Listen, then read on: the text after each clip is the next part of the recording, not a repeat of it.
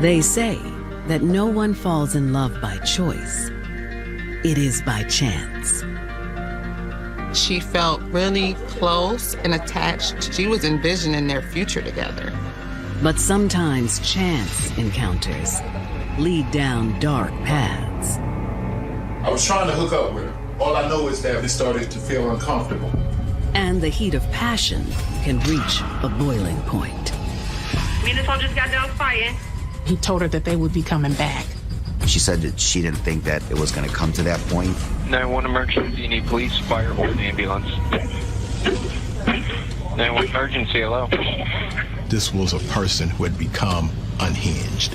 It's like he started turning into the devil.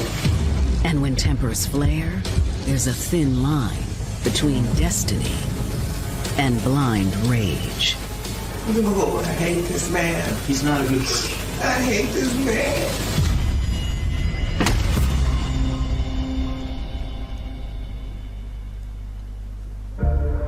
September 23rd, 2020. The sun has yet to peek over the horizon on a quiet autumn morning in Cleveland, Ohio. I think Cleveland is a great representation for the whole country. It's very diverse, very artsy. They call us the best location in the nation for a reason. Cleveland is made of so many different parts and so many neighborhoods. It's kind of a dichotomy of stories. On one side of the city, there's opulence. On other sides of the city, it's gritty. At 5:15 a.m., Cleveland police receive a chilling call from the city's east side. 911, Denise Police, Fire, EMS. Police. In a whisper, the woman identifies herself as Portia Woods. She says a man and woman are just outside the door of her apartment. The dispatcher can hear someone outside of her home. Obviously, there's something going on.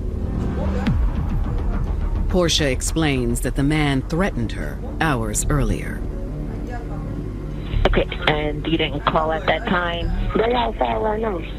You can hear Portia is trying to give the information the dispatcher's asking for, but she's also trying not to have the people outside that door hear what she's saying. What's going on? Why is that happening? Because she know my brother and said that my brother did something to her and she swung on me and we was fighting. And the boy downstairs put a gun to my head. It was a male? Mm-hmm. Black, white, and Hispanic male. Can you hear me? The dispatcher is asking, I need this information. Please tell me, please tell me. And she's just quiet and she says, they're outside. They're right outside. You can hear that fear in her voice. All right, we're sending police. Thank you. Dispatch immediately sends a unit to Portia's location, East 140th Street. That area is definitely a location where you would have to look out for yourself. But before they can get there, a second call comes in.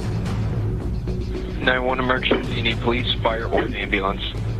At 5:20, she called back, and you actually hear the door being broken in, people going inside. 911 emergency, hello. Hello, 911, is everything all right? Hello? On that second call, you hear bang, bang, bang, kicking in the door, and then you hear 7 gunshots in succession, and then the phone goes dead. Calls back to Portia go unanswered. The second dispatcher sends another unit, this time responding to potential gunshots. Within 8 minutes of the 911 call cutting off, the police unit arrives on scene. Police! Is anyone in here? Officers cautiously approached the door to the apartment, which shows signs of forced entry. The door appears to have been kicked in. The frame was shattered in splinters. And just inside the door, responders find the victim severely injured. There is a woman's body on the floor. There's a pool of blood collecting around the body, and she is not responding. Female, GSW dead. Sorry. We haven't been able to ID this individual yet, but I believe she's a caller. Quickly, the officers secure the scene. There could be a person still lingering, which then escalates the situation for police. Once police determine that no one else is in the apartment, they tell the EMS that they can come up. They find that she's been shot multiple times, not only in the chest, but as well in the head. They still did all they could to revive her, and they were just not able to do that. Identification confirms the victim is indeed the 911 caller, 33-year-old Portia Woods. To be on the phone and know that they still were not able to get to her quickly enough, I'm sure that that affected all of them from an emotional standpoint. From the day she was born, Portia Woods was a ray of sunshine for her family. She was a happy child. We spent a lot of time at my mother's house, which is her grandmother. She was around her cousins. She had, friends to play with. Portia was like the little sister that I never had. She was like any other young girl, loved to play. Portia had 2 siblings on her father's side and was especially close with big brother Chauncey. She is kind of my light. Even when she got on my nerves, I would rush to see her if I could, at the drop of a dime. If anything went down, she was down to ride for you. Just a beautiful person inside and out. We didn't really step outside of our environment. I guess at that time, you're shielded and you're sort of isolated by your family. But life was not always so simple for Portia. She was raised by her grandmother for the most part, because our father was in and out of jail, and her mom was in jail for murder and stuff for majority of her youth. A lot of the things that or cards that she was dealt with could not have been easy. By the time she was a teenager, Portia began to rebel. As she got older, she kind of gotten away from us and gotten out in the streets and was doing God knows what. She just was a product of the environment she was living in. When I think about some of the adversity that she may have encountered, she always had more of a positive attitude. I would talk to her every now and then, and she would talk like she was okay and she was on top of everything. By the fall of 2020, Portia decided to take her independence one step further and leased her own apartment. Portia had got this apartment up on 140th and Kinsman, and when she first got it, I was like, Portia, you could live anywhere in the world. Why would you choose to live on 140th and Kinsman, And she was like, brother, I'm just happy to have my own place, and I respected that. When it was time to move in, Portia's brother was there to help. I think I took her like a kitchen rack over there, microwave, hook her cable up. I was being a big brother. Being able to provide that for yourself, that was something that was important to Portia, to be in her own space, and she cherished that. But now, just a few weeks later, Portia's cherished new home is the scene of a horrifying crime. She went through a lot, and she did not deserve to die in this way. And when police descend to the downstairs apartment, they discover another mystery. Hey guys, we got another open door here. The door jamb was broken. You could tell there was forced entry. Do Cleveland police have a violent rampage on their hands? They're looking at potentially 2 different burglaries that happened in the same apartment building. Police, anyone in there? On September 23rd, 2020, 33-year-old Portia Woods has been found shot to death inside her Cleveland, Ohio apartment. That first 911 call, you could hear people outside of her door. There's more than one. And she's talking about the people from downstairs. Well, then at 5:20, she called back, and you actually hear the homicide occur. 911 emergency, hello. Now, Cleveland police have found signs of another break-in downstairs. They tactfully enter the apartment. Yeah, it's more century too. Police, anyone in there? The apartment is empty. Are Portia's neighbors her assailants or victims of a bigger crime spree? The neighbor's apartment showed signs of forced entry as well. And so when police get there and they don't have an explanation. Back upstairs, detectives continue processing the crime scene inside Portia's apartment, trying to piece together what happened.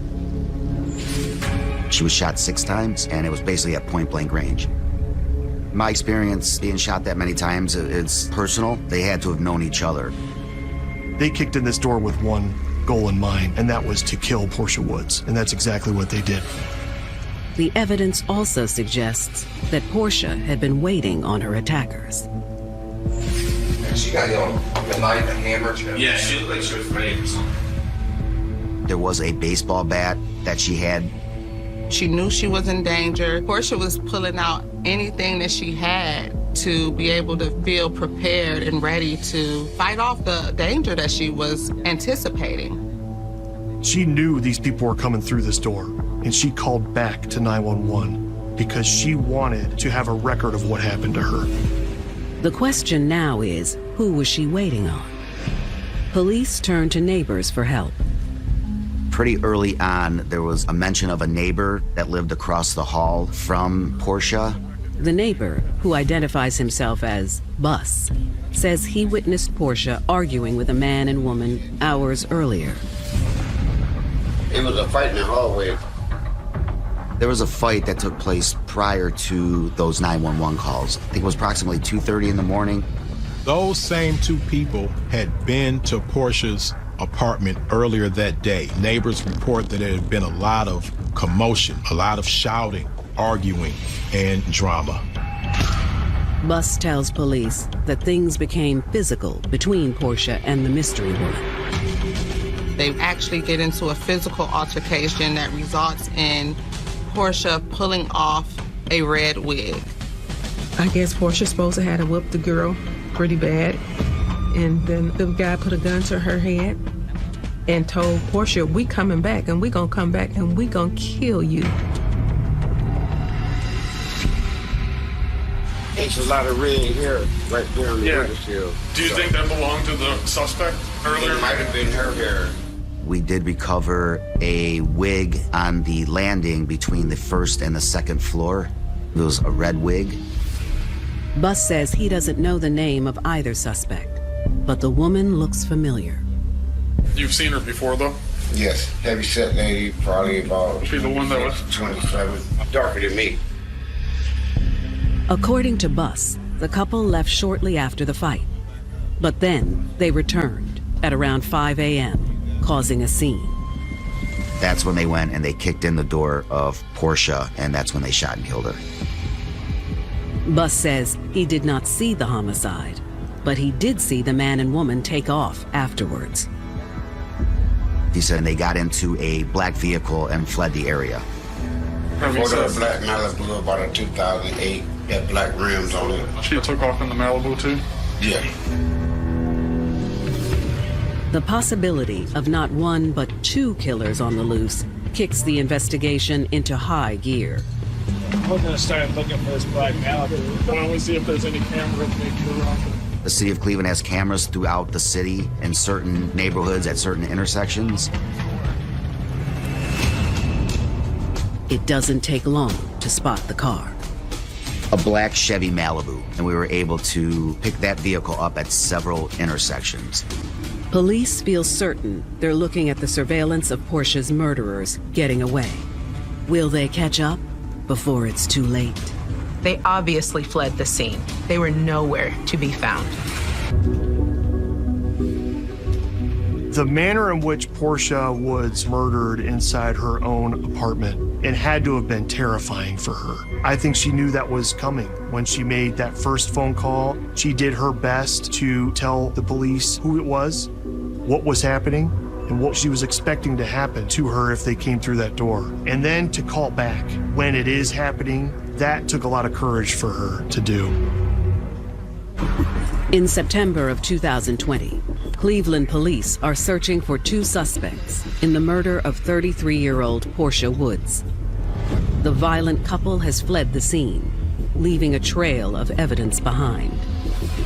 The police have eyewitness accounts of a tall man and a short, approximately 5'5", dark-skinned woman leaving the scene in a black Chevy with dark rims. Police looked at city cameras around this location and saw evidence of the dark-colored Chevy Malibu leaving the scene. And on September 25th, 2 days after the murder, they locate the getaway car abandoned a few blocks away. The black Chevy Malibu is impounded, and the police begin searching for any evidence. Unfortunately, there's no smoking gun. But there are other pieces of evidence that could help police ID the killers.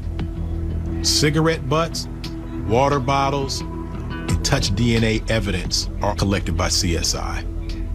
We were able to track down the owner of the vehicle that the license plate was registered to. It came back to a female actually out of Columbus. Detectives make the 2-hour drive to Columbus, Ohio, where they confront the owner of the vehicle. However, she claims to know nothing about a murder in East Cleveland. She had told us that she had actually sold her car to someone else, but she allowed him to drive the car with her license plate still on the vehicle. There was actually no paperwork exchanged between the two. It was just a cash transaction. The woman is able to provide a name for the man who bought the car, Toriano Williams. She says he lives with his mother in a Cleveland apartment on 140th Street. Toriano's mother's apartment was the floor below Portia's apartment in this building, so they had that connection to being from downstairs. It's the same apartment that showed signs of forced entry, but no signs of its tenants. Now this case is starting to come together.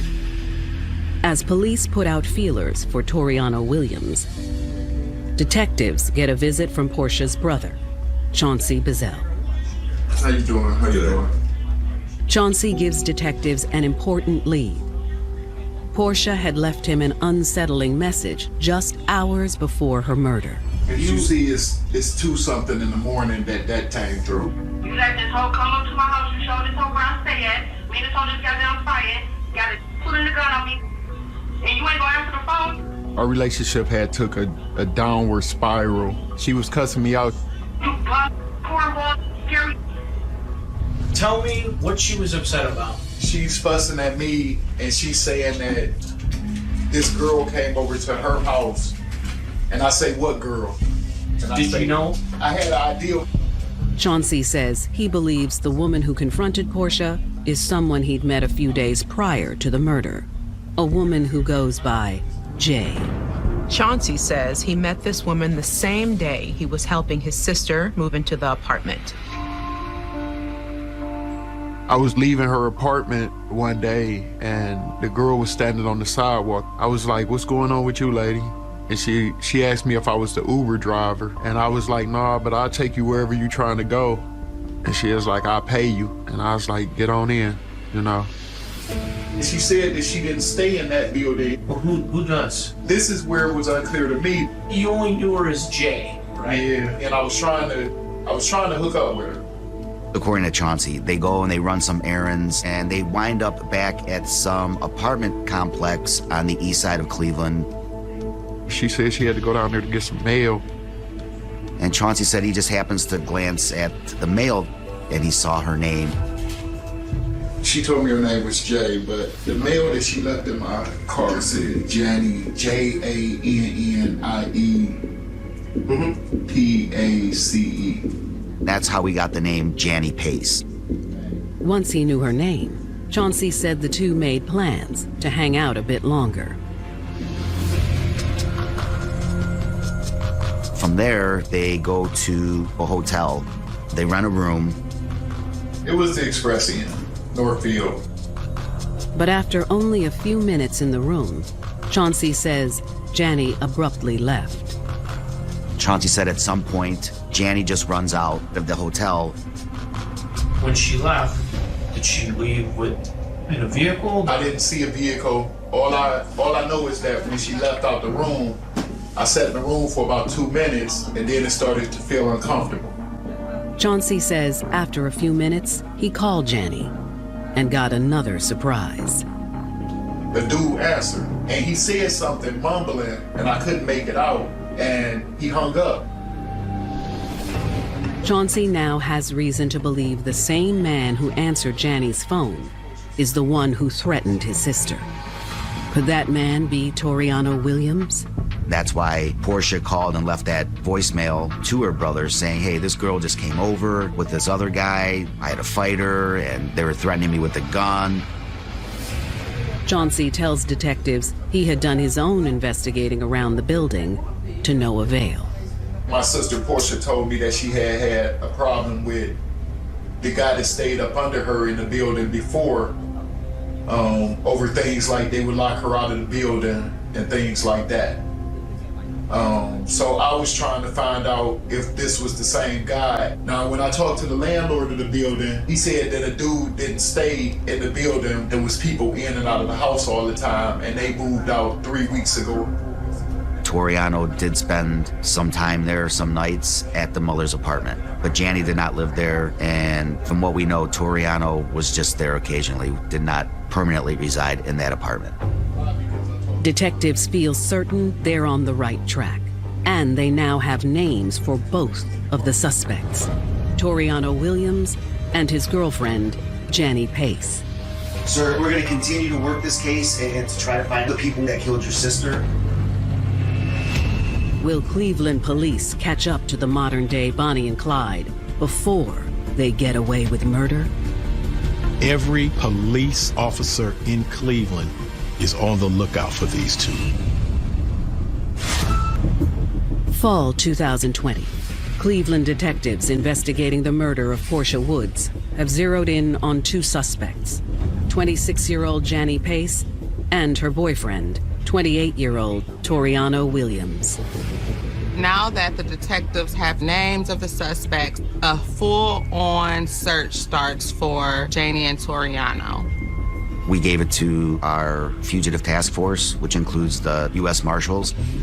As the task force scours the city for Janny and Toriano, detectives begin digging into the fugitive couple's background. It's soon clear Janny Pace is no stranger to hardship. Janny broke her leg when she was in her early 20s and developed an addiction to pain pills, which kept her in and out of recovery. By her mid-20s, a series of failed relationships had left Janny a single mom to 3 kids. It was around this time she began hanging around a friend's brother, Toriano Williams. Janny had expressed to some of her friends that she had found happiness when she met Toriano Williams. He was charming, he was devoted to his friends and family. Like Janny, Toriano had 2 children. It was a common bond that strengthened their relationship.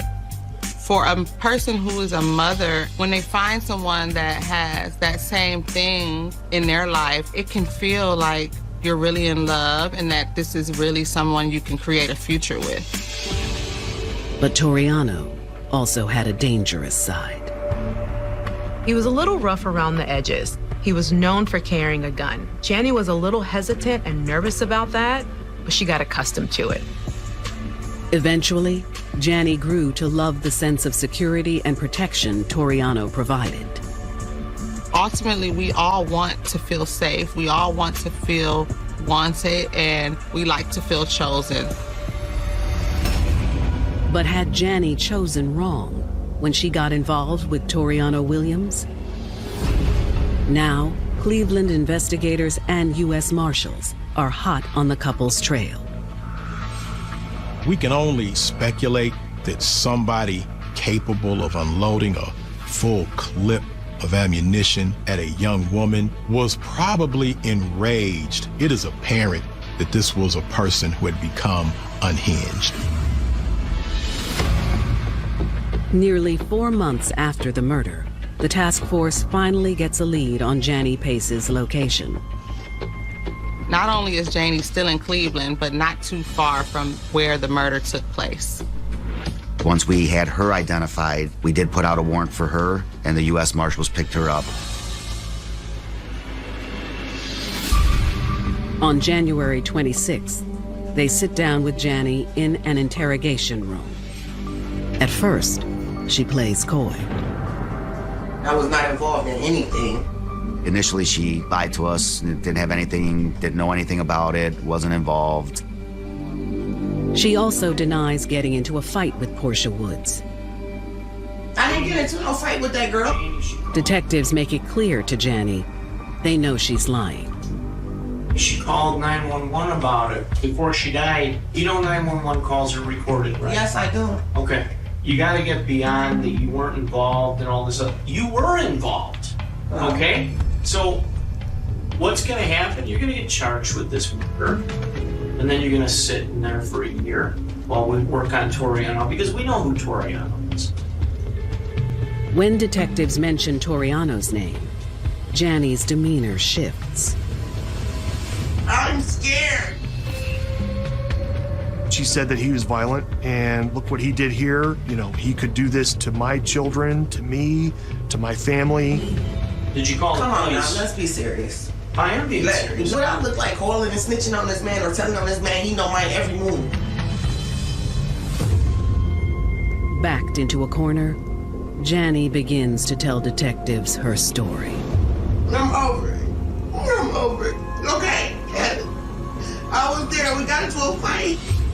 That took a while for her to inch up closer and closer, and then finally admitting to being there when Toriano killed Portia. He get this look in his eyes, and it's like he turned to somebody else. January 2021. After a nearly 4-month manhunt, police in Cleveland have arrested one of 2 suspects in the brutal slaying of Portia Woods. Now, in an interrogation room, Janny Pace begins to turn on her former lover, Toriano Williams. She felt really guilty about what happened to Portia, but she was also really afraid of Toriano. So she remained on the run with him during those 4 months after the murder.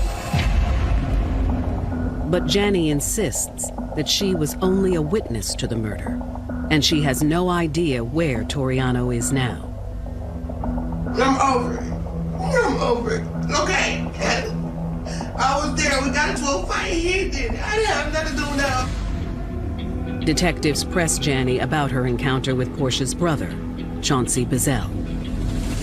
I mean, what does that have to do with this, though? It has plenty to do with it. I met Chauncey one time.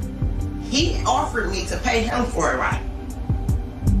Janny corroborates Chauncey's account that they ended up at a hotel together. But from there, her story differs. He was trying to get me to smoke with her. She said to us that she was a recovering heroin addict, I believe, and he was trying to force or pressure her into taking those drugs, which she didn't want any part of. She said that part of her life was over with. He started making me feel weird and paranoid. People act weird off of that. Portia's brother, she believed, tried to drug her with the intention of possibly taking advantage of her. So that's why she fled the hotel. Janny says she'd called Toriano to come pick her up. Do you remember Chauncey trying to call you to get you to come back? Yes. Who answered the phone when he called? Tori. And what did he say? He took my phone and was like, it's over with. You ain't getting no. Stop calling this phone. Now, both of their accounts are a little bit different as to what happened. Chauncey said that they had some drug activity together. She says that only he was the one using drugs. Regardless, they ended up at a hotel, and she ultimately called Toriano Williams and left that hotel with Toriano instead of staying there with Chauncey. Janny admits when they saw Portia the next day, she picked a fight over the encounter with her brother. There was an altercation between the two, and that fight was about Janny telling Portia, you know, your brother tried to drug me. That's where this whole thing stemmed from. So the fight took place where? In the stairwell. She was in the hallway just tripping. Towards you or towards him? She was talking to Tori when we was walking out the door. And then she started talking to me. Talking like yelling? Was she was hype, real hype. She lunged at me. But the fight ended abruptly when Toriano stepped in on Jani's behalf. Toriano pulls out his gun and points it at Portia's face. Jani says before the situation could escalate any further, she and Toriano left the apartment complex for a local hotel. We was already leaving and going to the hotel. We always go to hotels to have sex there. Jani explains that a few hours later, Toriano got a call from their neighbor. Sometime between 2:30 and 5 in the morning, Toriano gets a phone call from the neighbor across the hall from Portia saying, hey, that girl just broke into your apartment. I can't believe this went to my house. That's all he was saying. Toriano became really angry, really upset, and said that he wanted to teach Portia a lesson and headed over to her apartment. Tori got in his car. He went down there. While you were with him? Yes. He went back. Had his apartment been broken into? Yes. I Did think he the door say was something? kicking in. Sure enough, that door was kicked in. Jani said they'd go upstairs, and that's when they started pounding on Portia's apartment. They went right up to Portia's door, banged on the door, causing Portia to call 911 the first time. Minutes later, Jani explains that they kicked in Portia's door and found her yielding a familiar weapon. She had no weapons of her own in her apartment, so she had taken a baseball bat from Toriano's apartment. According to Jani, the sight of the stolen bat triggered Toriano. It's like he started turning into the f***ing devil. He came around the corner with the gun in his hand with this look in his eye. I was scared to even say anything to this man. She said that she didn't think that it was going to come to that point. She believed that they were just going to go over there and scare her. And I don't believe she thought that Toriano was actually going to do what he did.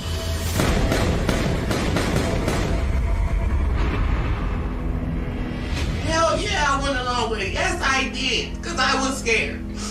Did he say anything when he came back out? He ain't say nothing, and that's what made me, he was just quiet as... Jani remembers feeling really shocked when it happened and that both of them panicked and just fled the scene in the Chevrolet Malibu. From there, they drove to Toriano's brother's apartment. Did he say anything to his brother? The only thing I heard him say is something get rid of the barrel. They said chop up the barrel. Jani says her and Toriano hid out at his brother's house for a few days, and then he dropped her off at her mother's house, abandoning the Chevy Malibu on the street. All of it is random and dumb as... It wasn't even, I don't even know this girl. We had no beef, no nothing. What was we even fighting for? It's a tragic situation. Yeah, tragic is an understatement. Yeah. I think she was remorseful for part of it, for being there and seeing it happen. But I think she had a little bit of a difficult time coming to grips with the idea that she was involved in this. Oh, I hate this man. He's not a good person. I hate this man. Within hours of Jani's arrest, the task force gets word that Toriano has been spotted, just blocks from where he shot Portia Woods to death.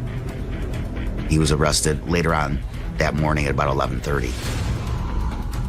Unlike Jani, Toriano refuses to speak with police, other than to deny knowing anything about the murder.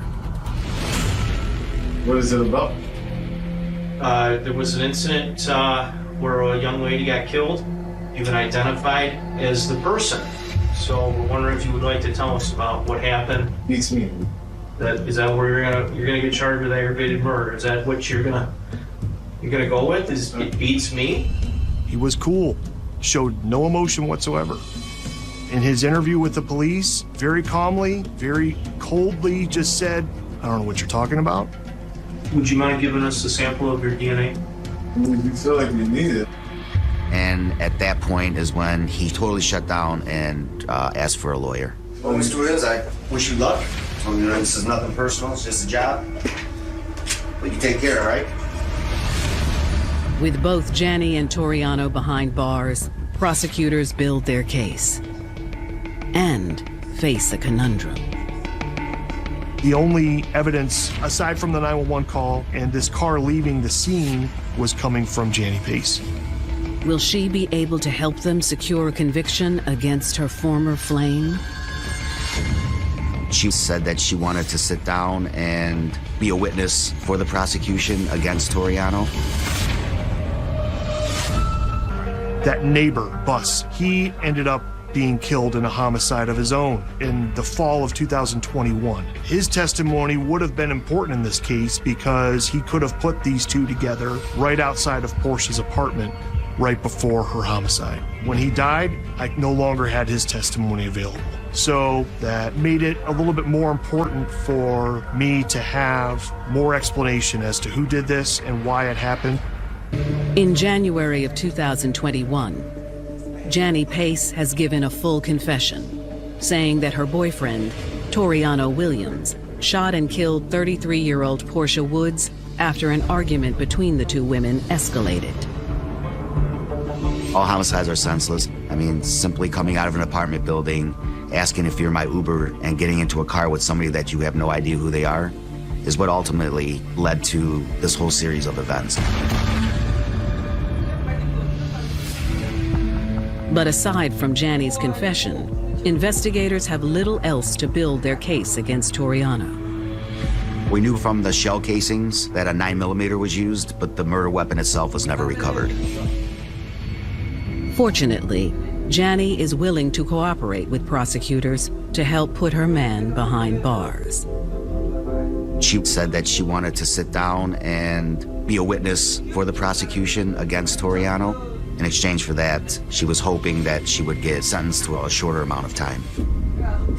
In March of 2023, charged with aggravated murder and burglary, Toriano faces a jury. Them kicking in Portia's door and then going into her living space with the intent to cause harm to her is itself its own crime. That's aggravated burglary, especially when they then commit that violent offense against her inside the apartment.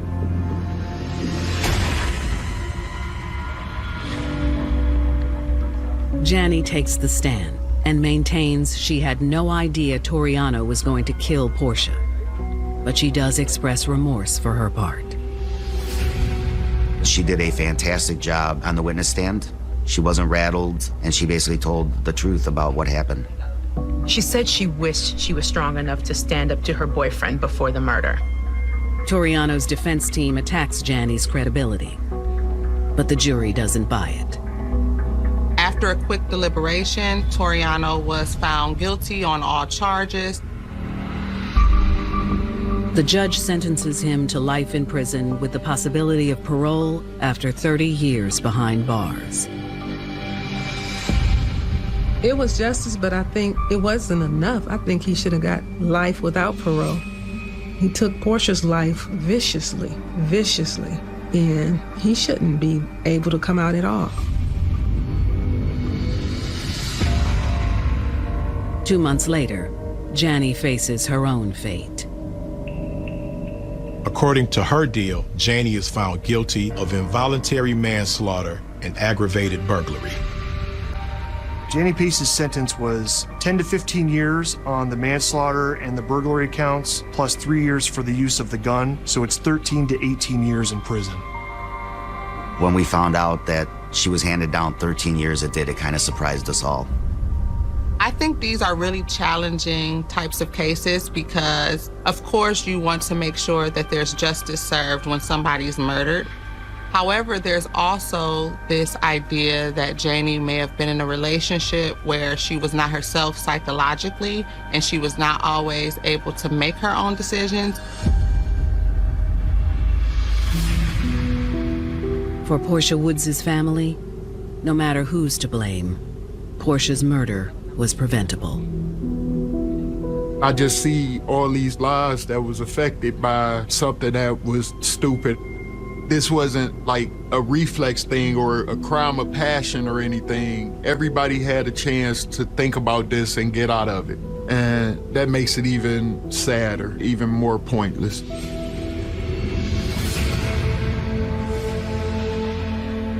Sometimes, chance encounters can lead to beautiful things.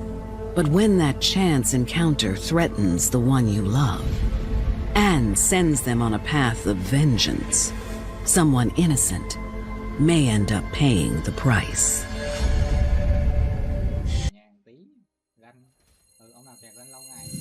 A troubled drifter in Kentucky, Brenda Humphrey, falls hard for a man with a criminal past. The relationship between the two exploded. It was like wildfire.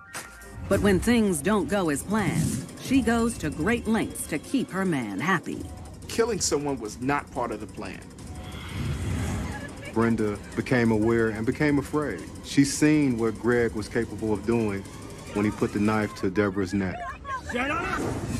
And later in California, always the life of the party, Janae Ingram never wants for a great time until the wrong man gets her number.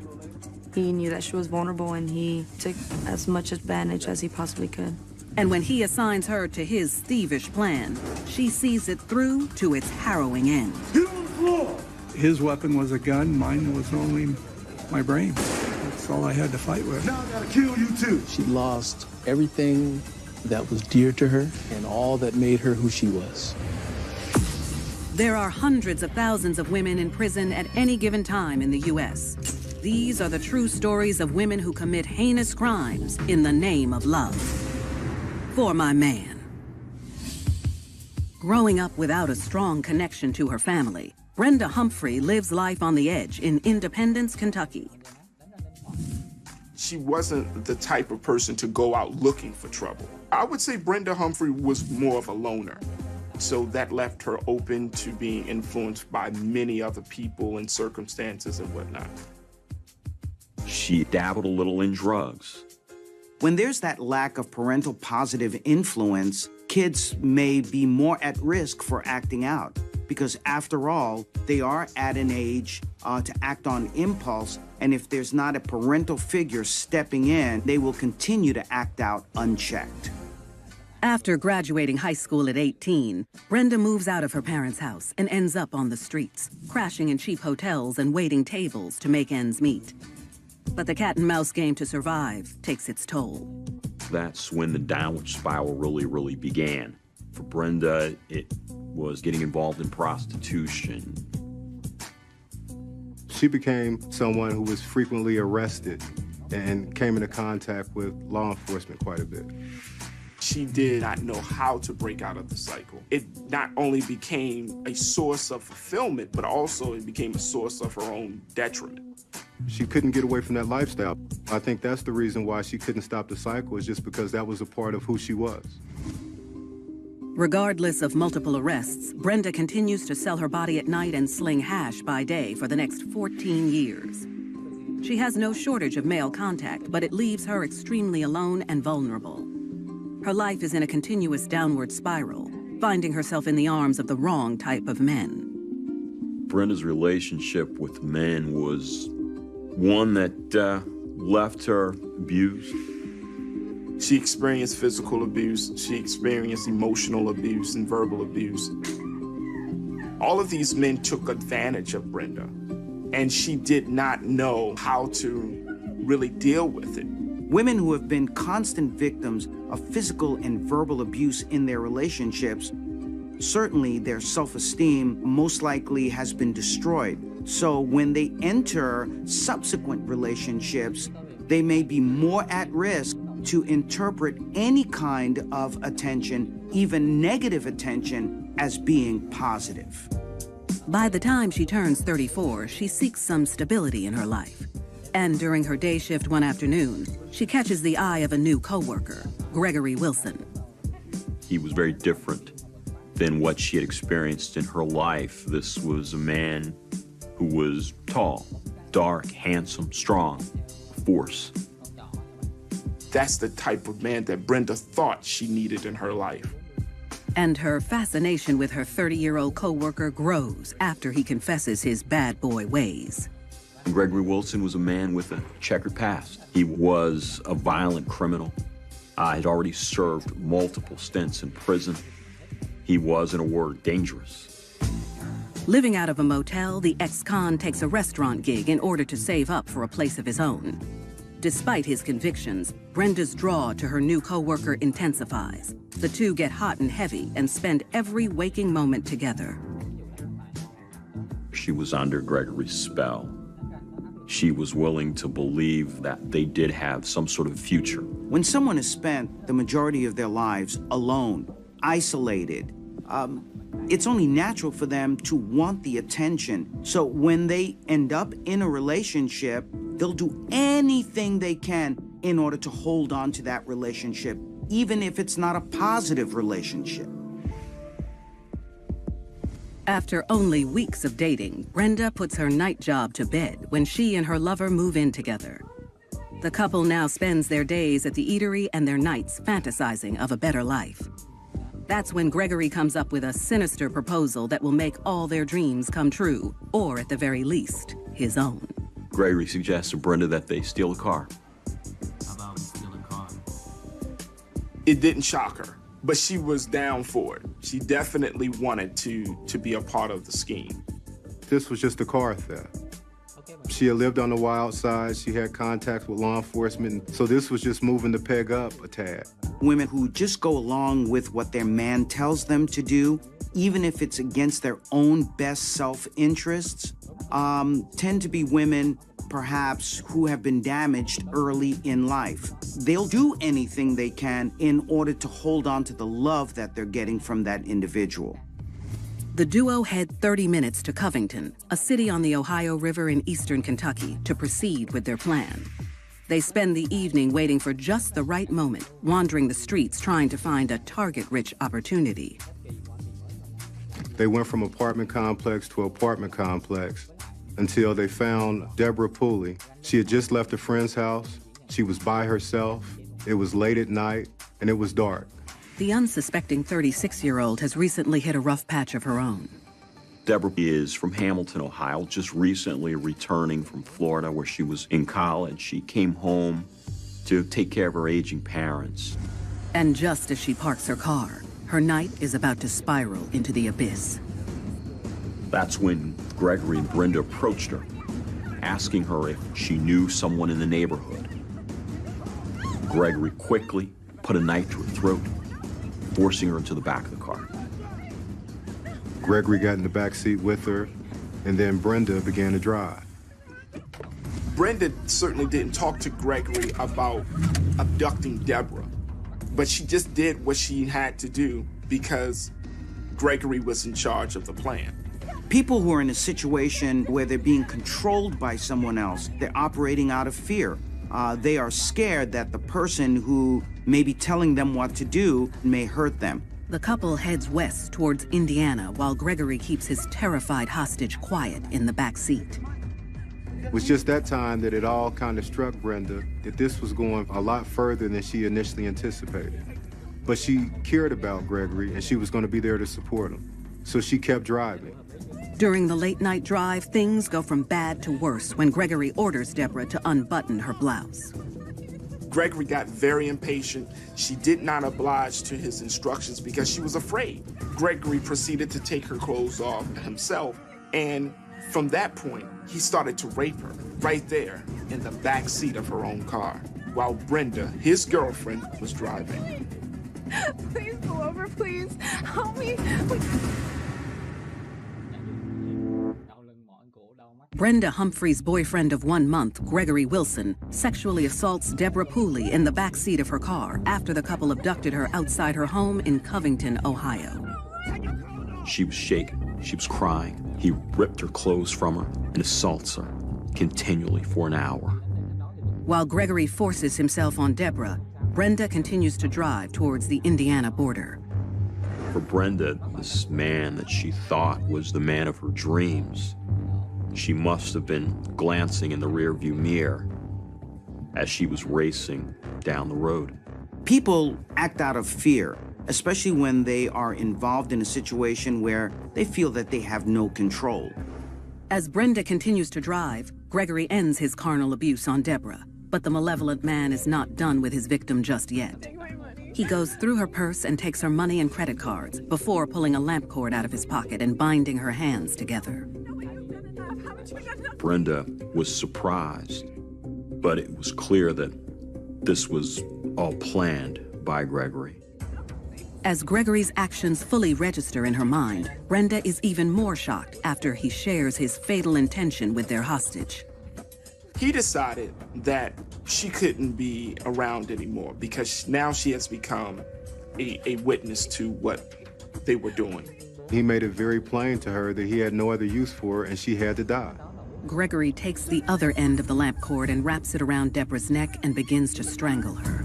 She struggles to break free of his tightening clutch and gazes towards Brenda, desperately pleading to help save her life. Shut up! I believe that Deborah was hoping that Brenda would have empathy, would have compassion. But at this point, I believe Brenda was caught up in the crime. She was all in, and she knew there was no turning back at that point. Deborah's pleading for her life. Brenda immediately jumps in and tells her, "We have to kill you. You've seen us." You saw us! You have to! I'm sorry! Hearing his girlfriend is on board with the plan, Gregory continues to pull the cord until she has no fight left in her. There was nothing that she could do with no one there to save her. And just before they crossed the Indiana state line, Deborah Pooley was dead. As Brenda continues to drive through the night, Gregory tells her to pull over in Hendricks County, Indiana. Pull over! They found a secluded place in the woods, and together they disposed of Deborah's body. After they buried the body, Gregory and Brenda decided to go and find a place to sleep. It was about 4 a.m. the next morning, so they decided to go to a local motel to get some rest and plan their next move. The following day, while Brenda and Gregory sleep, Deborah Pooley's mom learns that Deborah never showed up for work that morning. She knew that something had to be wrong, that this was not a part of Deborah's normal behavior.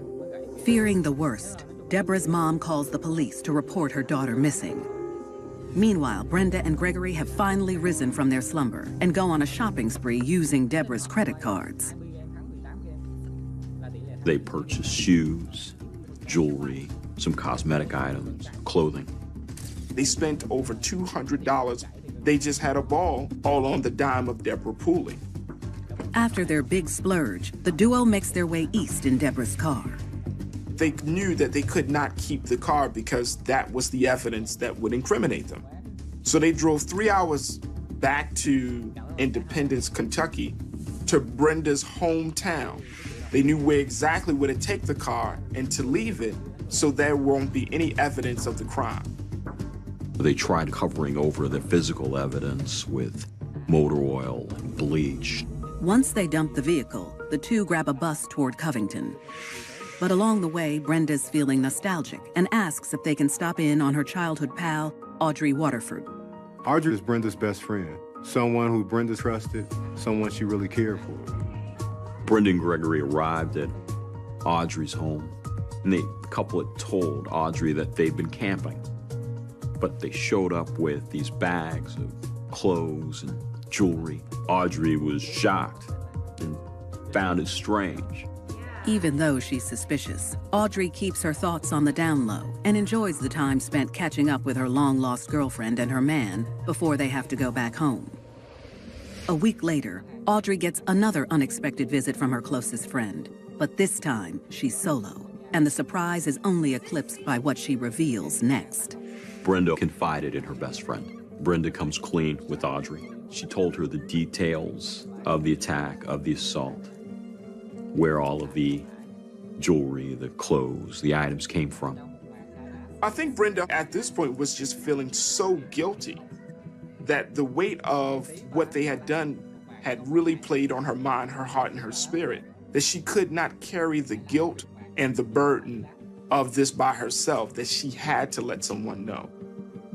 When people are involved in a crime or illegal action, they may feel some amount of guilt, and therefore they may use the defense mechanism that we call undoing. In other words, doing something that is the opposite of what they've done, in order to make themselves feel better, try to correct the situation in some particular way.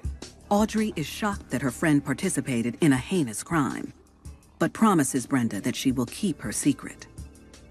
She knew that Brenda trusted her, but with the information that Brenda gave her, she knew she had to do something. She couldn't take a chance that there would be another innocent victim that would fall to this kind of horrible act. After confiding in her gal pal, Brenda heads back to Covington and Gregory's loving arms. A week later, Audrey crumbles under the weight of Brenda's horrific secret. She had to do something. It was too much for her to bear. If she could do it to Deborah Pulley, who's to say they couldn't do it to Audrey? And later, there's no second chance for good girl Janae Ingram after she falls under the influence of a relentless crook. I think Timothy was out for some quick bucks, and she was all game to help him. If he asked her to run in front of a car, she probably would have done it because he was very manipulative.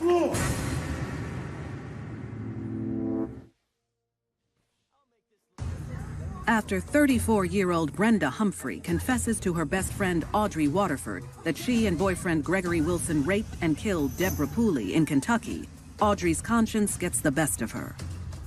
Audrey decided that she had to call law enforcement. She couldn't sit on this information. Secrets do have a way of coming out, something that weighs very heavy on the mind, heart, and soul. Just cannot be at rest in that space. Someone experiencing that has to talk about it or they'll be consumed by it. Hours later, after tipping off the authorities where to find the body, Hendricks County Sheriff's Department discovers Deborah Pulley's remains in a wooded thicket. So when the Sheriff's Department of Hendricks County were summoned out to that wooded rural area where they disposed of Deborah Pulley's body, the body was badly decomposed. It had sat in the elements for 2 weeks, and it was very hard to identify whose body that was because of the very horrific manner in which that body was disposed. Due to Audrey's bravery in coming forth, investigators are able to track Deborah's killers down at their seedy inn. The investigators were led to the hotel in which Gregory and Brenda were arrested.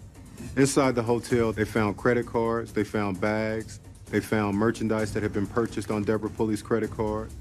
They found just a treasure trove of evidence. Police also locate Deborah's car where her abductors dumped it in Independence, Kentucky. That car contained evidence with both Gregory's hair and DNA samples. The couple is taken down to the station where they are both charged with first-degree robbery, abduction, rape, conspiracy, and murder. And since Brenda has multiple felony convictions from past prostitution events, she is also charged with persistent felony specification. During her interrogation, she is blindsided and learns that Gregory told investigators that she is the one who killed Deborah Pulley. Once Brenda found out that Gregory had threw her under the bus, then she confessed. She told the authorities everything about how everything went down and all the details. She gave all of the details about the murder. When someone has been involved in a crime and it wasn't totally their idea, it just makes it so much easier for them that when the law comes down, it's every man or woman for him or herself, and therefore they're looking out for their own skin. And while Gregory continues to point the finger at his lady love on the outside, his arrogance buries him on the inside. Gregory ended up confessing, but it wasn't to the authorities, it was to his cellmate. Gregory had this view that he was the mastermind behind this whole murder, and that he had gotten away with it. He was so confident in his dominance, going as far as to say that he should have gotten rid of both Brenda and Deborah. But it was that cellmate who recounted everything to authorities that led to this conviction. A year later, during her trial, Brenda Humphrey is found guilty to all the charges against her and is sentenced to life in prison with the possibility of parole after 25 years. As for Gregory Wilson, he pleads not guilty in court. But with the help of Brenda and his cellmate's testimony, a jury finds him guilty of all charges. He is sentenced to death for kidnapping and murder. He is also given 20 years for first-degree rape, 20 years for first-degree robbery, and 10 years for criminal conspiracy to commit robbery. In the end, Brenda Humphrey's rough past and the abuse she endured has left her vulnerable to negative influences in her life. Brenda was targeted by Gregory Wilson. Her nature was destroyed, devastated. Women have to understand that they're valuable, that they don't have to be followers, that they can emerge from a very manipulative person and make their own decisions. Because if Brenda was able to do that at that time, she may not be sitting in prison as long as she has. When people are doing things out of fear, it means that they're not doing it in their own self-interest or of their own free will, and that, my friends, is a recipe for disaster.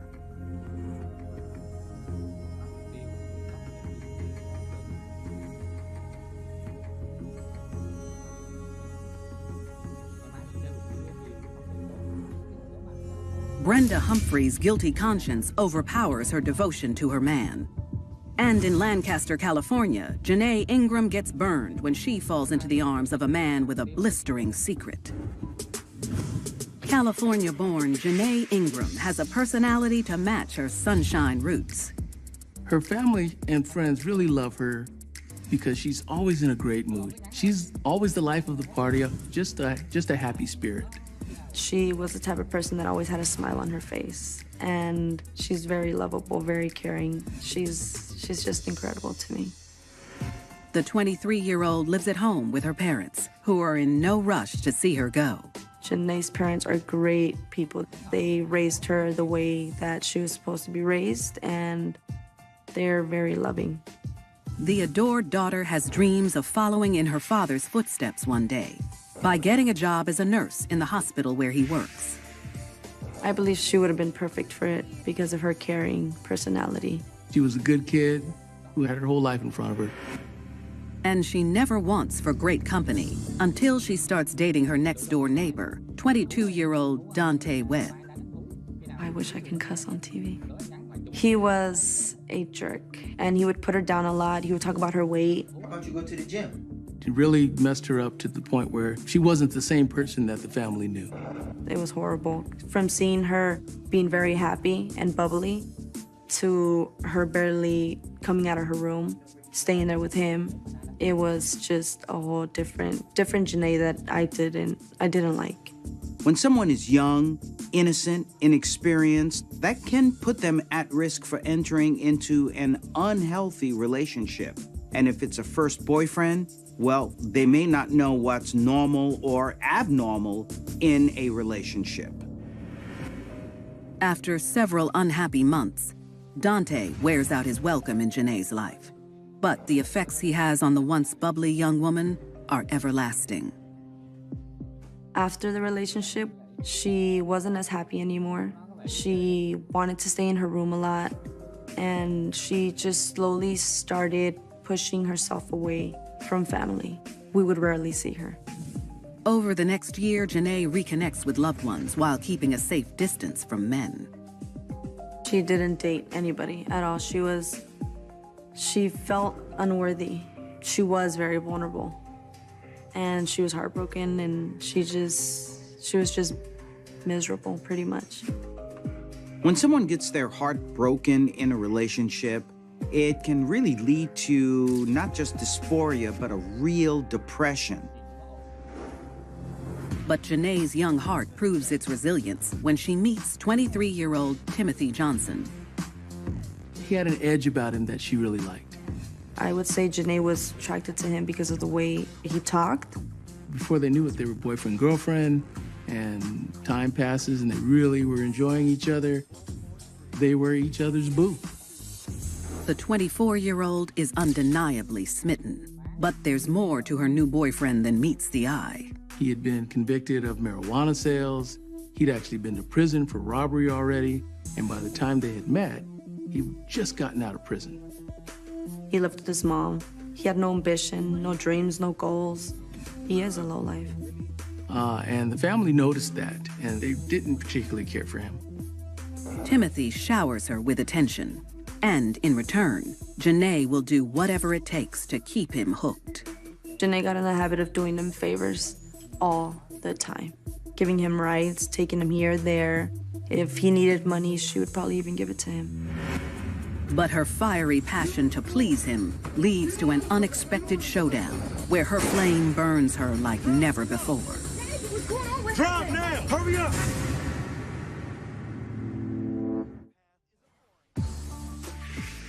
In Lancaster, California, 𝕊𝕦 Ingram spends most of her time with her new flame, Timothy Johnson, despite her loved one's disapproval. She started distancing herself again. She wasn't coming around. She wasn't going to family events. Hurry up! Now! When someone enters a relationship that may not be healthy, they think by showing that individual kindness and showing them love, that they can eventually change them into a healthier person and have a healthier relationship. But 3 months after the lovers meet, it's clear that though her boyfriend served his jail time, the demons are still hissing in his ear. They're hanging out at Timothy's mother's house, and Timothy says, you know what? We gotta hit this lick. Which means I want to do a robbery. He says he's itching to steal laptops from a computer store at a strip mall, and he wants 𝕊𝕦 to be the getaway driver. I don't think 𝕊𝕦 would have understood hit a lick. She probably would have been questioning him, like, what does that mean? She was never a bad person. She never got in trouble by the law. She never did anything bad.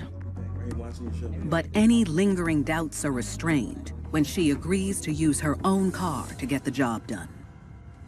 On a hot, late afternoon, 𝕊𝕦 helps bring her boyfriend's sinister plan to life. Timothy brought a ski mask and a gun, a rolling suitcase and a backpack, all for the purpose of going in and robbing the store. I believe she was terrified, and she didn't know how to get out of it. When you engage in a behavior that is very negative at the suggestion or manipulation of someone else, something else is going on in your own psyche or mind. Timothy directs her to park at a nearby cluster of stores where he commands her to sit tight until he returns. 𝕊𝕦 watches as her boyfriend quickly disappears into the bustling shopping center. Inside the tech shop, the owner, 59-year-old beloved husband and father Reed Keith, is going about his day with his friend John Kimmons.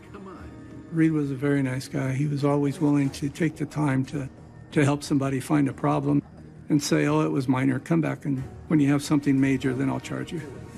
I was holding the chip on the board while he was going to solder the chip in place, and I was holding it. I saw Timothy walk by from right to left. Suddenly, scheming turns into action. He pulls the ski mask down over his face and pulls his gun out, walks into the store and declares that this is a robbery. Get on the floor! From that point on, it became a totally defensive game on my part. I dropped my head so I would not look him in the eyes, and I got down on the floor. Reed didn't get down on the floor. Get over here! What is it you want? Reed wasn't of that mindset. I think he felt like he could talk Timothy off the ledge. Tell me what it is you came here to get. I think the guy just angered him. I don't think he was ready to be robbed. He wasn't willing to comply with this young kid's orders. As the two argue, John takes the opportunity to crawl as far away from the gunman as possible. As I was doing that, he fired a shot. I bet you didn't think I was going to shoot you, did you? And so that led me to believe that he shot him. John keeps his head down as the gunman coldly shoots Reed 2 more times, in the chest and head. He now turned his attention to me and told me to come up front. And so I did. And then he said, get on the floor. And he waved the gun right at the spot Reed was in. So I had to lay down right next to Reed. And in going down to the floor, I had to look into his eyes. And he was still breathing, but I could see that the life was ebbing out. Seeing his eyes in my mind is the hardest part. As Reed's life comes to an end, John is now alone with the killer, and no one is coming to the rescue. Get out. He turned to John and told him, Now I gotta kill you too. I can't leave a witness. It was in a perfectly calm and calculated voice. Don't give up, is all I could think. His weapon was a gun, mine was only my brain. That's all I had to fight with.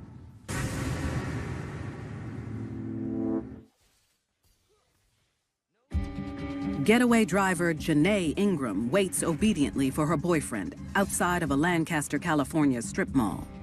Janae is sitting in her car waiting for Timothy to come back out without her knowing that inside of the computer repair shop, Timothy has held 2 men hostage and there's been a murder. Inside, the only witness to the botched robbery begs for dear life. So I said, no, I haven't looked at you. I can't testify against you. You don't have to. I didn't see your face. I can't recognize you. And then he just started asking me questions. Timothy goes searching for valuables, while John takes the gamble of his life. I jumped up off the floor, ran for the front door, and burst through it and ran to the restaurant.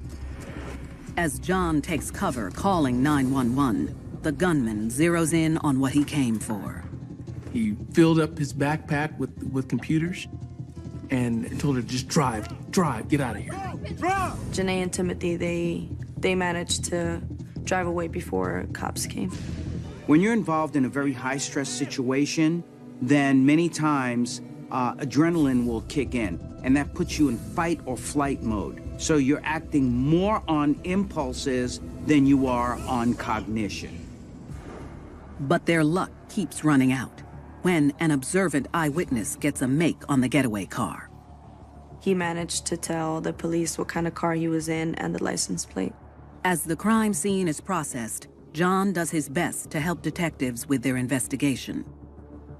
When the police asked me what he was wearing, I could basically say that he had on a dark hoodie. He was pulling down the ski mask, and I was pretty sure he had dark trousers. Unaware that they've been made, Janae drops her man off at his mom's house. But unbeknownst to her, she's not the only woman who's at her love's beck and call. So once Timothy is dropped off at his mom's house, he calls his ex-girlfriend, Kenzie. Tells her, come pick me up. And Kenzie obliges him and comes to pick him up. He selfishly flees 100 miles away to Los Angeles to hide out with his ex, leaving Janae holding the bag. Back near the crime scene, as she makes her way home, police pull over the car with the matching plate number, finding Janae driving it. And she proves just how loyal she is to her boyfriend of just 3 months. They took Janae in for questioning, but she didn't give any information, didn't allude to anything about the robbery.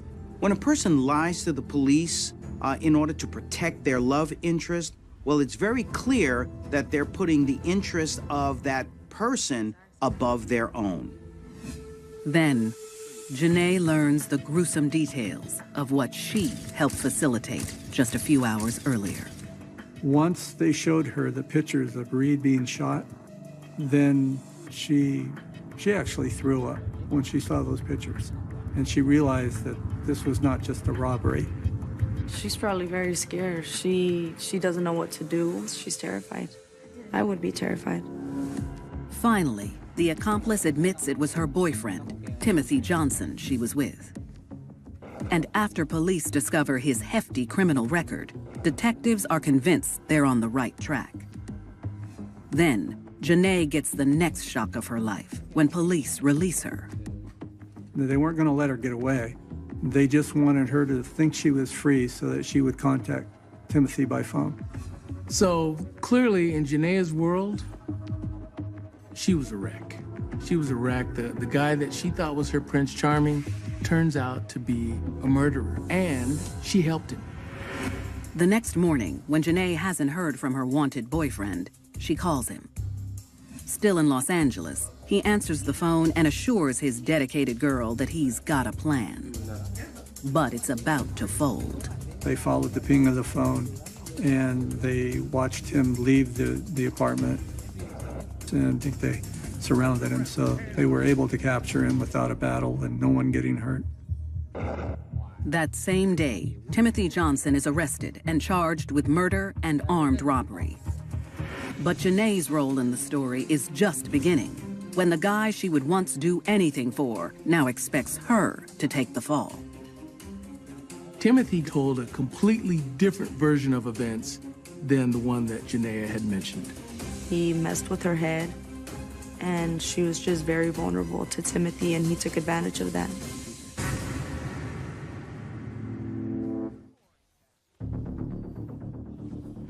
The day after using her own car to be her boyfriend's getaway driver in a robbery turned murder, 𝕊𝕦 Ingram still has her freedom as her man faces the consequences. He pleads not guilty to all of the allegations, and he wants to set the matter for trial. Immediately after talking to his lawyer, Timothy doesn't hesitate to point the finger at his girlfriend. Timothy tries to blame 𝕊𝕦 for the crime. He says that she told him to go steal these computers from this computer repair store and bring them back to her dad's. 3 days after the deadly crime, 𝕊𝕦 Ingram is also arrested and charged with the murder of Reed Keith. Her mindset was blown. She'd never been in trouble before. She finally had trusted someone, and her trust had been betrayed yet again. Oftentimes, when we're under that spell of love, we engage in horrific, crazy, law-breaking behaviors, things that we never would do for ourselves, but we do for the love of a woman or a man. Facing a life sentence, her family's worst fear about her boyfriend of just a few months comes to life. It's a tragedy because it was such an amazing person that got manipulated by some jerk, some ex-con that ruined a perfectly good person's life. During her man's trial, 𝕊𝕦 severs the tie for good. 𝕊𝕦 had to testify against Timothy. This was the only way that she was going to avoid the potential life sentence. She was an accessory, which made her equally culpable and thus subject to the same sentencing as the original perpetrator. John testifies in court against Timothy, where he relives the day that changed his life forever. No one knew that there was a witness. And so this was going to be the first time I would be publicly recognized as a witness. And that was uncomfortable. In front of the heavy hearts of Reed's family and countless others, Timothy expresses no remorse for his violent death. Reed had a wife that needed him. He had other family members that loved him. He had lots of friends in the community. You know, we lost somebody good. Though he's thankful to be alive, the survivor is still picking up the pieces of that tragic afternoon. I believe I'm different today after what happened. I don't trust people in large settings. I look over my shoulder when I walk into post offices, when I walk into any room. I look for the exit, always thinking that it could happen again. The jury finds Timothy Johnson guilty of first-degree murder and 2 counts of second-degree robbery. He receives 2 life sentences without the possibility of parole. I'm glad he's never getting out. He completely ruined our family. Everybody just distanced themselves from everything. And I hate Timothy. I honestly do. As part of her plea deal, 𝕊𝕦 pleads no contest to voluntary manslaughter and is sentenced to 21 years in prison. My heart dropped. That broke me. I cried for a very long time. She's never had a criminal record, and she just fell into the wrong relationship and got manipulated and verbally abused and emotionally abused. The unrelenting loyalty the 24-year-old once had to her guy is finally broken. But it's too little, too late. At the end of the day, as an adult, we all are responsible for our own behavior. And she chose to do what she did, and it has cost her her freedom. Even in my own practice, where I have worked with women who get involved in a love affair, they become irrational and end up behaving in sometimes dangerous ways. Hắn tụt hết view nữa, hắn thiệt hại nhiều quá. Cứ chạy ra chết mỗi lần như vậy, tụt view dần. Với lại hắn còn rủi ro thua game nên hắn không có đáng lắm.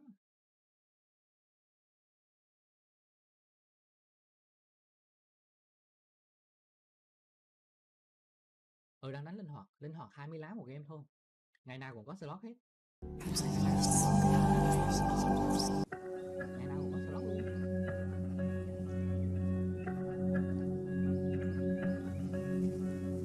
Loneliness. A feeling that can consume you. You find yourself craving attention. Someone to understand you. A friend. And when you finally find that person, it can lead to blind devotion. Your world becomes all about him, what he says, what he wants. You make choices to make him happy, never fully realizing the damage he can cause to you or to anyone else.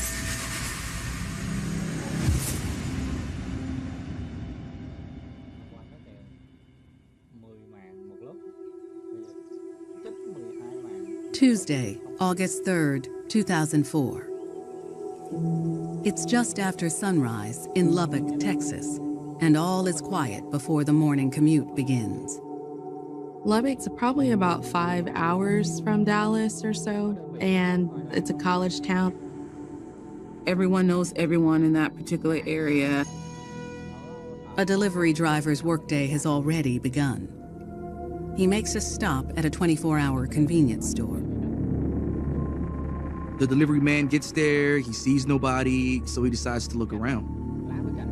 But when the delivery man looks behind the store counter, he discovers a bloody scene. At that point, the delivery man observed the victim lying behind the counter. The victim had been shot. There was blood everywhere, and the delivery man could tell that the victim was dead. He immediately calls 911.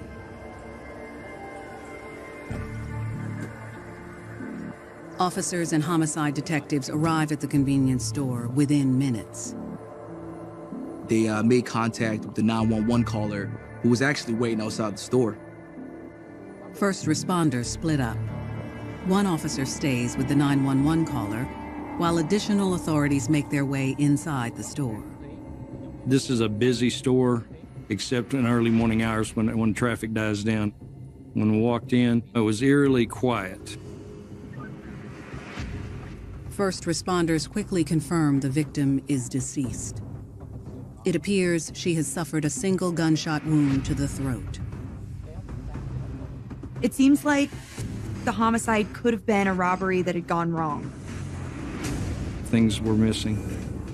Quick grabbed cigarettes, some candy, and various items like that. Detectives note the cash register is still closed, so it seems the killer or killers didn't get away with any money. But who would kill for snacks and cigarettes? And why? It was a senseless crime.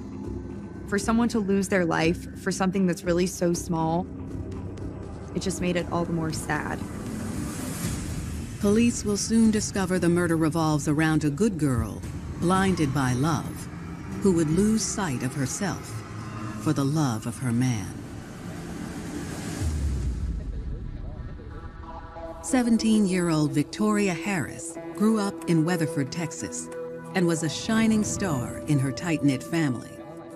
Victoria always carried a smile on her face.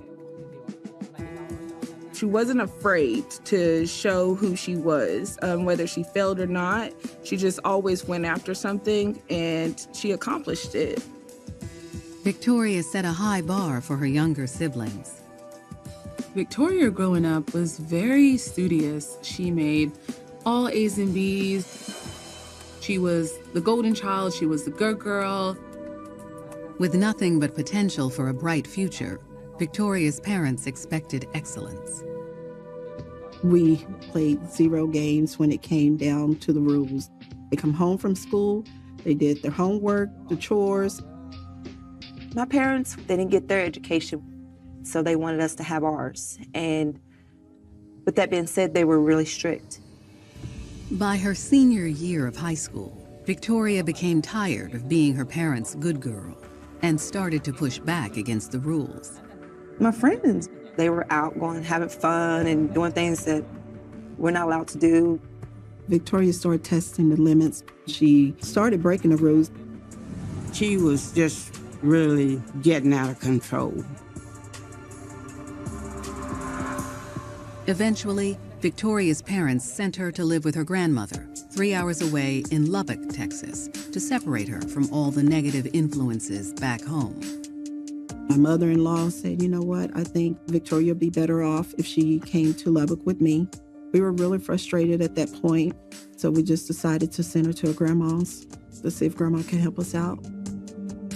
Me and Victoria was very close. They thought that I could handle her a little bit better because she loved me so. Soon, Victoria seemed to get back on track. She did real well. When she got here, she got a job. She started working part-time at a restaurant in Lubbock. Even though Victoria's teenage rebellion had seemed to come to a stop, she felt lonely without her old friends. Being in Lubbock, I did feel isolated. The only person that I felt really just loved me was my granny.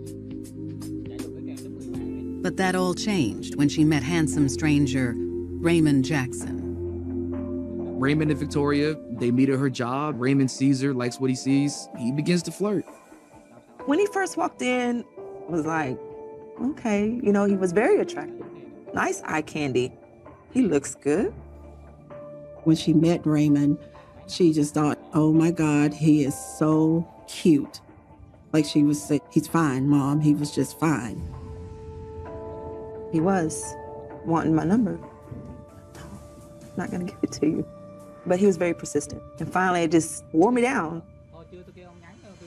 Over the next few days, Victoria and Raymond spent all of their free time getting to know one another, developing a deep friendship.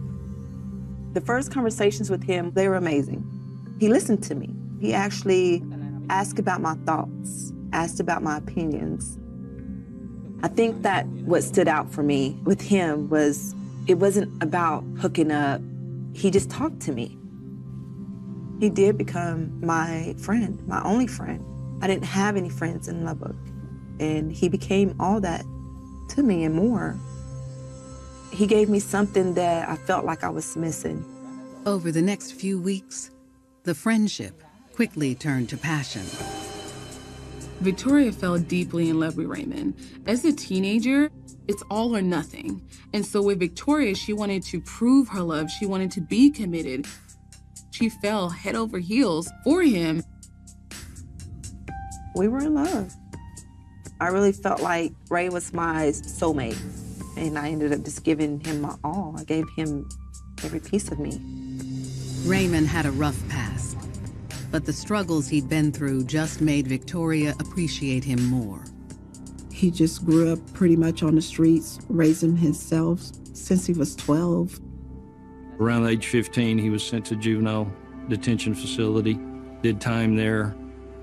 The more that he would open up to me about living on the streets, having to hustle, made me want to love him and be that girl that was there for him. Victoria may have been caught up in the idea of rescuing Raymond. You know, he was a bad boy and I'm a good girl and I'm on the right path.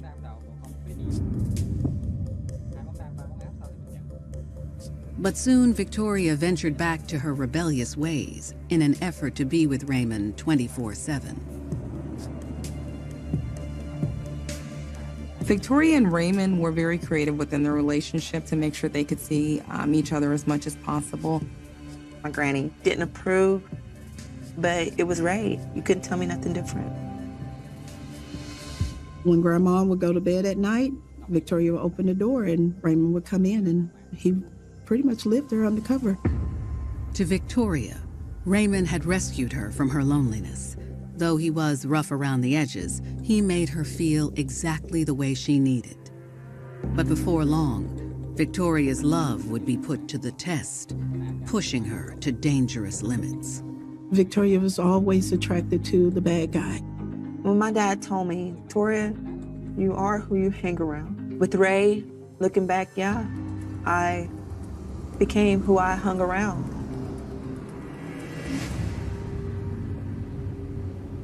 August 3rd, 2004.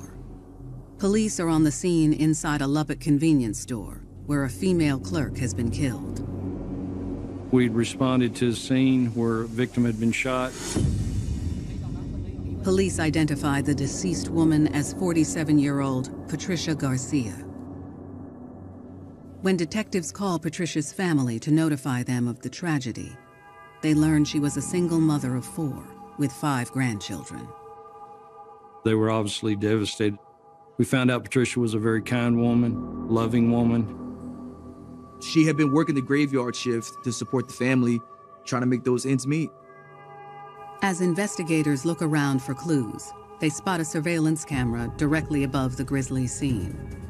One of our first priorities was to get that tape and figure out what was on it. But as detectives dig deeper, they'll discover the case is far more complicated than a typical robbery gone wrong. We ultimately found out that this was a case that was twisted by love. Loyalty with the wrong person can be very dangerous.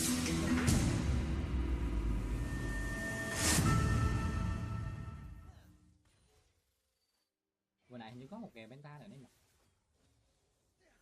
Vừa nãy có một kèo. Các bạn chơi kèo benta bên tóc tóc. 17-year-old Victoria Harris was in love with 18-year-old bad boy Raymond Jackson. I guess this was her first love. She was crazy about Raymond. She liked his swag. Raymond started the bad boy image at a very young age, got into trouble. He was surviving on the streets. Victoria wasn't concerned about Raymond's past, only with their future. I made him my world. I made him my God because he's the one I looked to. He's the one that I depended on. But Victoria had no idea her blind devotion would be her destruction. It was just toxic, but I genuinely loved him. In August of 2004, Lubbock police are investigating the convenience store murder of clerk Patricia Garcia, who was gunned down just before dawn. The store's surveillance camera may hold a clue as to who pulled the trigger. I've been involved in many cases where those cameras have solved the cases within 24 hours. The next day, detectives get their hands on the surveillance footage and review it at the station. The videotape showed no one in the store. Then suddenly the front door is opening up with 2 assailants coming in with hoods on and bandanas covering their face with a shotgun. You see them approach the counter where the clerk would normally be. And then you see a movement, a blast, and you see them immediately run out.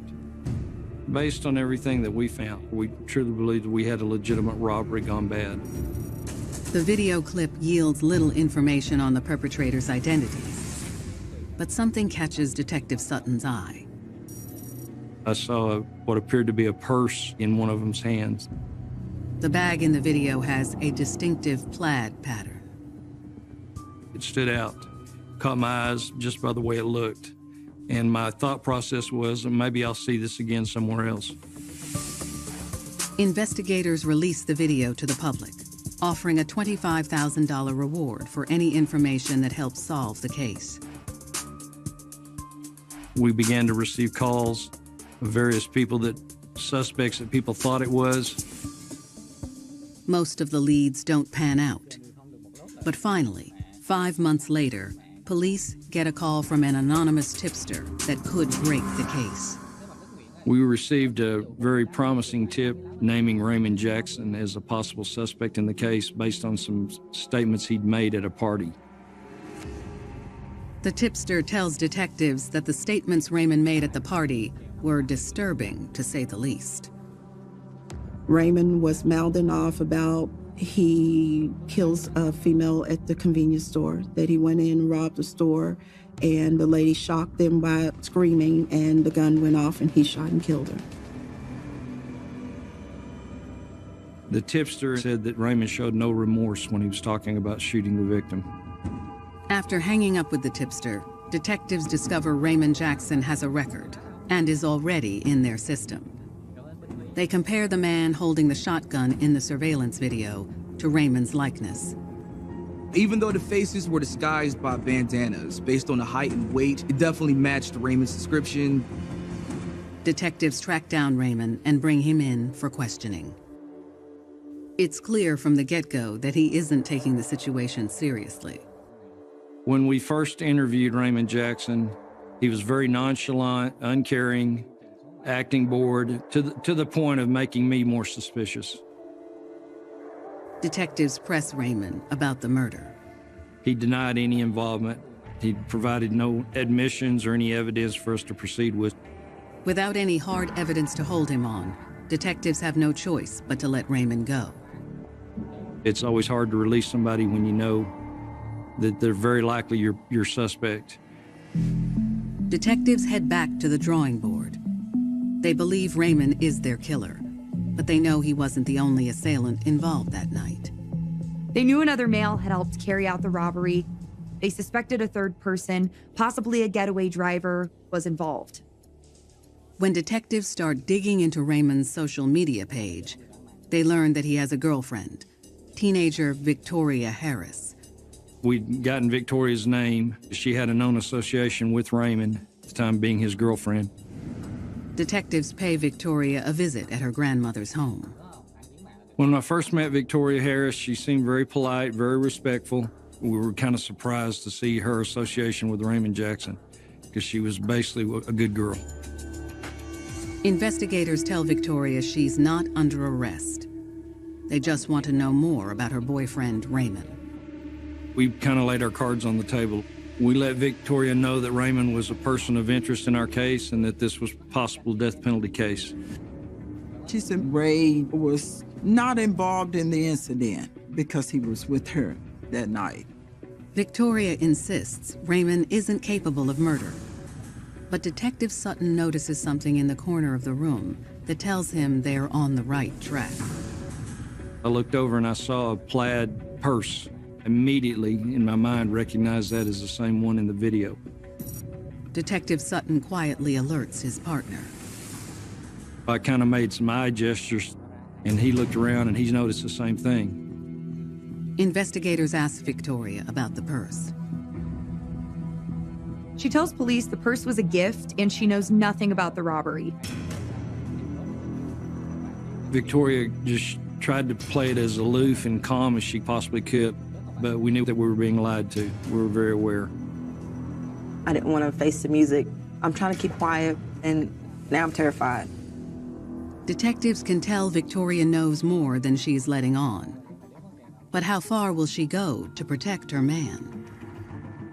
The detectives, they could tell she was covering for her boyfriend. Victoria was so entrenched with the relationship with Raymond, nothing else mattered. So she had to do anything at all costs to protect that. Victoria's life changed very quickly.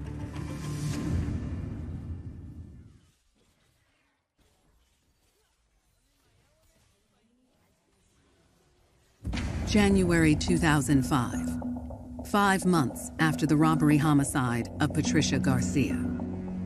Investigators are questioning Victoria Harris, about her boyfriend Raymond Jackson's involvement in the crime. Despite Victoria's denials, they spot a purse that looks identical to one seen in surveillance footage.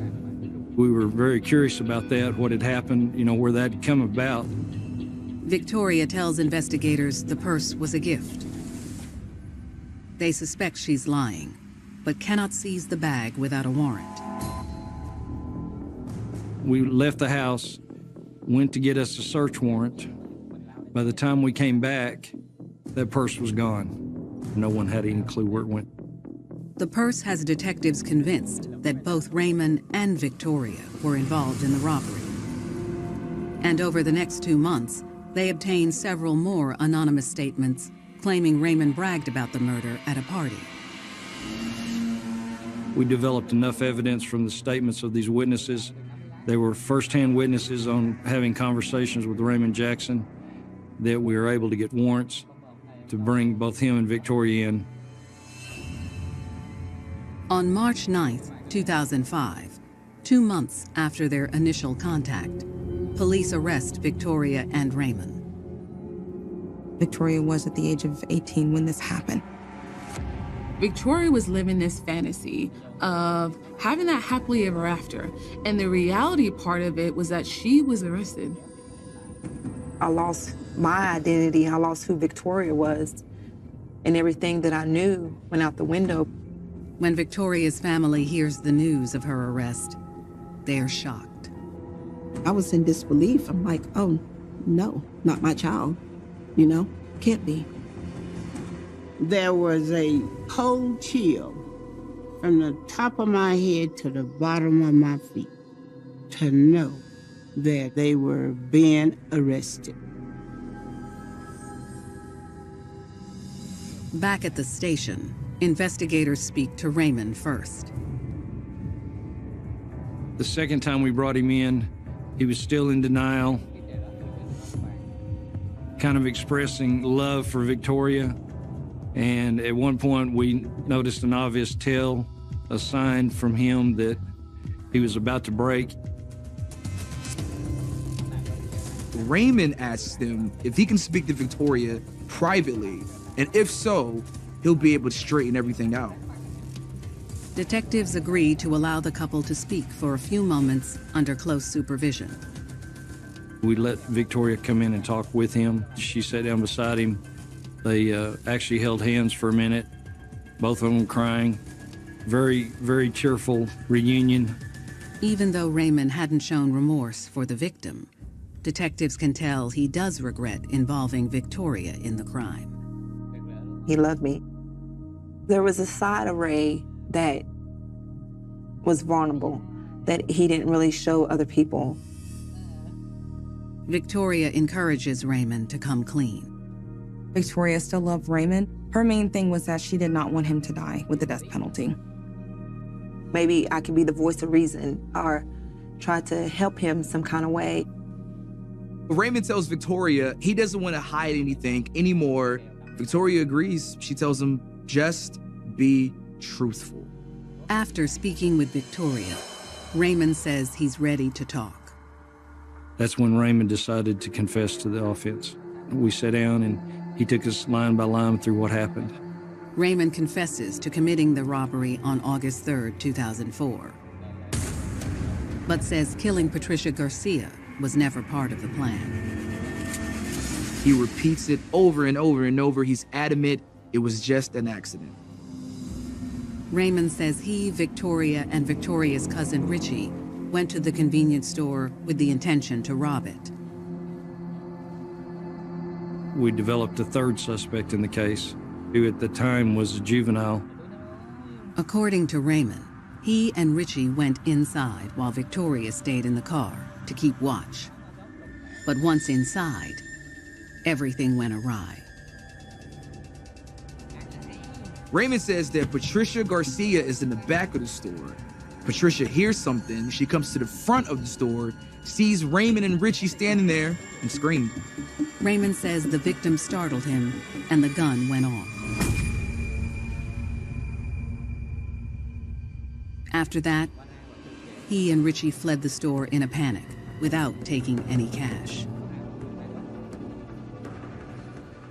The juvenile was freaking out pretty heavily, and Raymond just said, well, I may have accidentally shot that clerk, using the word may have. And Victoria actually said, you did what? And he just said, drive, get out of here. Victoria did as she was told. She was probably scared after learning someone was shot, but at the same time, she was also in love, and she didn't want Raymond to get in trouble. I believe that she was just in love and blinded by actions that she would have done whatever he'd asked her to do. Raymond insists that Victoria's part in the crime was minimal, and he wanted to take the fall. He was very adamant that she was just a driver. He did want to protect her because he didn't want to see her go behind bars. Now that they have Raymond's confession, investigators turn to Victoria for corroboration. But as she tells her side, it's clear the teenager doesn't realize the trouble she's in. Being a getaway driver makes you just as guilty as pulling the trigger. I never really imagined myself getting into trouble with Ray. You gotta learn the hard way. I hate that I had to learn the hard way. Rồi, ok. Về lên làm phát bên ta rồi đẹp. March 9th, 2005, Lubbock, Texas. 18-year-old Raymond Jackson has confessed to killing convenience store clerk Patricia Garcia, but insists the shooting was an accident. Now police are speaking to his girlfriend and alleged getaway driver, Victoria Harris. By all accounts, Victoria Harris was a good girl. She had no clue on how much trouble she was going to get into with Raymond. 18-year-old Victoria corroborates her boyfriend's story, but it's clear to detectives she has underestimated her culpability. She still was very naive. She may not have understood, and being involved in that crime can actually still get you convicted of murder. I believe she cooperated to save Raymond from the death penalty. Victoria tells investigators how she fell in love with Raymond and wanted to build a life with him. Victoria wanted to help him out of the street lifestyle so they could live happily ever after. Ray and I talked about getting married. It was very serious, and I wanted it. I said yes. We were in love, you know. I really felt like Ray was my soulmate. But Victoria says their plans for a future together were derailed when Raymond couldn't hold down an honest job. But a lot of times whenever we're in situations of difficulty, we always wind up going back to what we know, and what he knew was the streets. What he knew was, hey, I gotta survive. For Victoria, her future with Raymond was all that mattered. I was like, I can just leave school and just be there with you, you know, and we can have this time together. And so she said, I am committed to him beyond whatever it takes. She went full force with it. Victoria says that about 2 weeks before the robbery, she and Raymond stole a shotgun from a pickup truck. Raymond and Victoria noticed a shotgun and ammunition inside a pickup truck. So Raymond broke into the truck, stole the shotgun. Victoria says once they had the gun, Raymond devised a plan to rob a convenience store. They wanted to start a new life together. To start a new life together, you need money. And the only way for them, in their minds, to get that money was robbery. I didn't understand him doing the things that he did for money, but I accepted it because I accepted him. And Ray was gonna do whatever Ray wanted to do, and Ray wanted to do it. Victoria felt bound when it came to Raymond because in her mind, you know, hey, I will do whatever to support Raymond because I don't want to lose him. I lived for Ray. He was my world.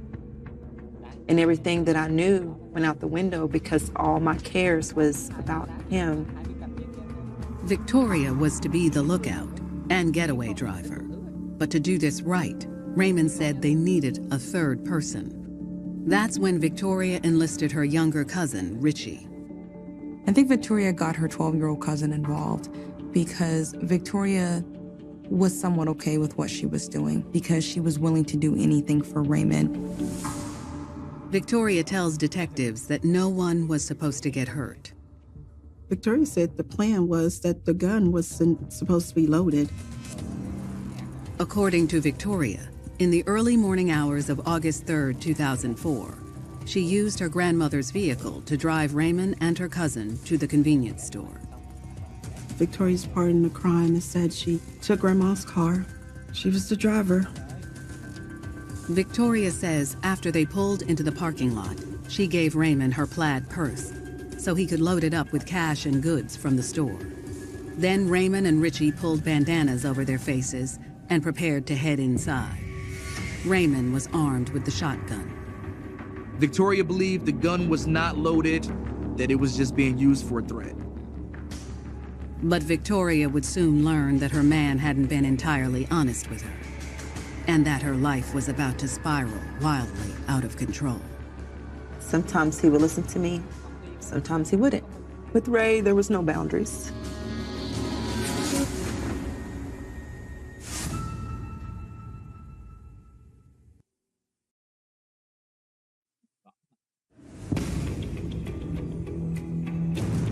March 2005, Lubbock, Texas. Detectives are speaking with 18-year-old Victoria Harris, the alleged getaway driver in the murder of store clerk Patricia Garcia. She told detectives that the plan was for her to stay in the car while Raymond and her cousin went in to rob the store. Victoria claims no one was supposed to get hurt. Victoria told him if he was gonna carry it in there to scare the lady, take the bullet out. He didn't listen. Sometimes he would listen to me, sometimes he wouldn't. With Ray, there was no boundaries. It's like, this is crazy. Victoria heard the gunshot, and then Raymond and Richie came running out wildly with only a few items. They were in there no longer than actually probably 30 seconds. She said, I shot her. And she said, you did what? And he said, I shot her. And she told him, I thought the gun wasn't loaded. He said, I was scared, so I went ahead and loaded the gun in case they had a gun. Victoria says Raymond told her to drive. Victoria's life changed in a split second once the murder happened. When he comes back in the car with her and he says, hey, this is what happened. Victoria knew that it was wrong. Victoria was scared, but Victoria was also saying to herself, I want to stand by him. Now look at him, just be like, I'm so far in it, how do you get out? I know I was raised better, to know better. Victoria makes a choice. She hits the gas and flees the scene. She also was willing to take that sacrifice to drive the getaway car, to participate with him in crimes, and just continue doing whatever needed to happen in order to stay in relationship with him. Victoria also admits that 2 days later, she helped Raymond dispose of the weapon. She drove him to a nearby lake around midnight and he threw it in the water. Knowing that a murder was committed on her watch, Victoria chose to hide the weapon because she did lose a sense of self. When Victoria is done telling her story, it's clear to investigators that she has no idea how much trouble she's in.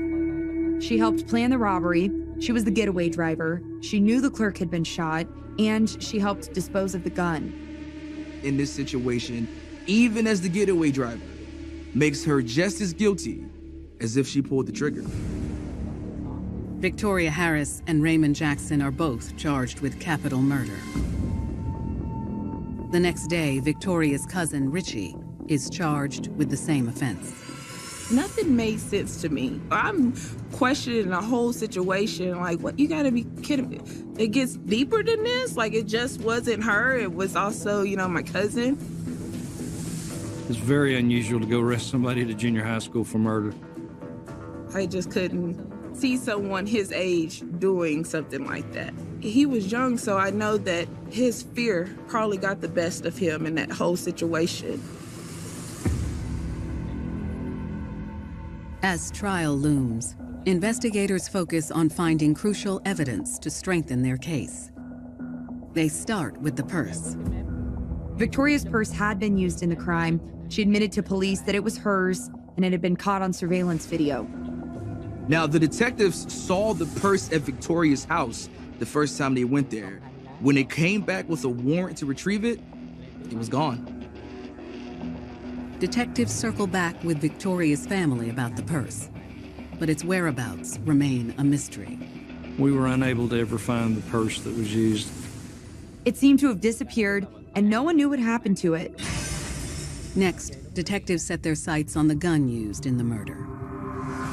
With Raymond's cooperation, they are able to recover the murder weapon. He took us out to the scene, actually showed us where he had dumped the gun in. We subsequently brought in a dive team who located the weapon in the exact area that he pointed out. Feeling the heat, Raymond Jackson opts to make a deal with prosecutors. As part of this deal, Raymond would be spared the death penalty if he testified against Victoria at trial. Raymond taking a lighter sentence means Victoria could face a similar fate. But Victoria is willing to accept that possibility if it saves Raymond's life. He was the first thing I thought of when I got up, the last thing I thought of when I went to bed. I worried about him constantly. A lot of times, I wouldn't know what to do or what to do with myself because it was all about him.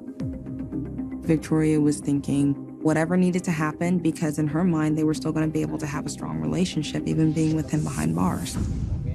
Only thing she ever wanted to do was just be there to help him.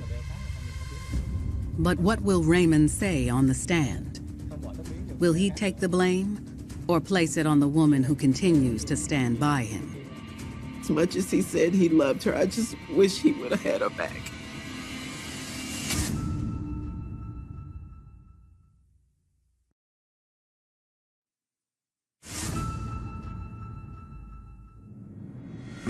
November 2006. Victoria Harris, now 20 years old, faces capital murder charges for her role in a robbery that led to the murder of store clerk Patricia Garcia. Victoria was complicit in the offense, being the getaway driver, being aware that he had shot the clerk, helping dispose of the weapon in the case. We walked into the courtroom. You have those mixed feelings because you know the crime was wrong. And you know that your sister played some type of part in this. Victoria was a good girl. She was. She got cut short when she met Ray. Victoria finds herself shocked by the reality of what her life has become. At the trial, all I can remember thinking is, this can't be real. This is not me. The prosecution opens by calling their star witness, Raymond Jackson, to the stand. Victoria still loved Raymond when he had to testify against her. She understood that he had to. Victoria's family, however, has no sympathy for the man they deem guilty of leading their loved one astray.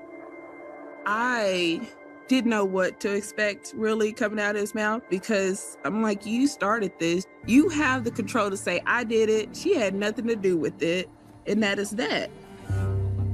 Raymond Jackson tells the jury that Victoria helped him with every aspect of the robbery. Raymond testifies against Victoria. In his testimony, he says that Victoria was actively involved as the getaway driver, helped him dispose of the murder weapon. Basically, she's 100% involved from start to finish. I was pissed. I was totally pissed. Because to me, it's like you pulled the trigger. You killed this lady. As much as he said he loved her, I just wish he would have had her back. Victoria's defense does not deny her part in the robbery, but argues that she's not guilty of capital murder. The defense was that she did not intend to kill anyone, that this was all on Raymond, that he was the leader. I wanted to stand up and say, that's not who she is. After a 2-day trial, the jury retires to deliberate and returns a verdict in less than 3 hours. Victoria Harris is found guilty of capital murder. The judge handed down my sentence. It's just, that's who they say I am, but that's not who I am. Those are my mistakes. Both Victoria Harris and Raymond Jackson are sentenced to life in prison for the murder of Patricia Garcia. They'll both serve 40 years before they are eligible for parole in 2045. I know Victoria had a part to play. Punish her for her part. Don't take away her life. She's 17 years old when it happened. And now she's serving her life in prison. As for Victoria's younger cousin, Richie, all charges are dropped. Prosecutors contend that he was not mature enough to make sound decisions and was too easily influenced by Raymond and Victoria. In the end, everyone agrees that the real tragedy is that Patricia Garcia lost her life in a senseless crime. With all my heart, I am so deeply sorry. If I could change it, I would. But I know it's something I can't. The only thing that I can change is me. Victoria Harris will regret her mistakes for the rest of her life. She can only hope that her tale can serve as a cautionary one to other teenage girls. With Ray, looking back, yeah, I became who I hung around. You don't realize that the choices that you make can and will affect the people around you. Love will make you do things that you normally wouldn't do, and that was the case for Victoria. Ray affected my life, and he's still affecting my life to this day. It's not the forever I was looking for, but this is the forever that I got. Sometimes, loneliness can leave us vulnerable. We can grasp on to the first sign of love and understanding, leaving us blindly loyal. It can be euphoric, exhilarating, until that devotion leads us astray.